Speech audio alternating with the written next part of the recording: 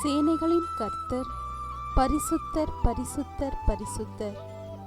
இன்றைய நாளுக்கான வேத வசனம்.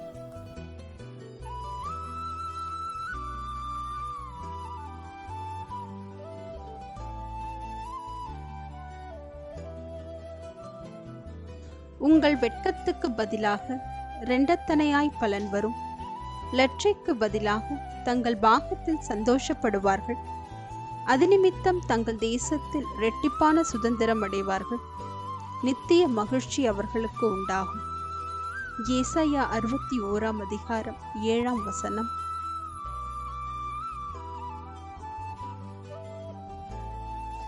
Instead of their shame, my people will receive a double portion, and instead of disgrace, they will rejoice in their inheritance. And so they will inherit a double portion in their land. An everlasting joy will be theirs. Isaiah chapter 61 verse 7.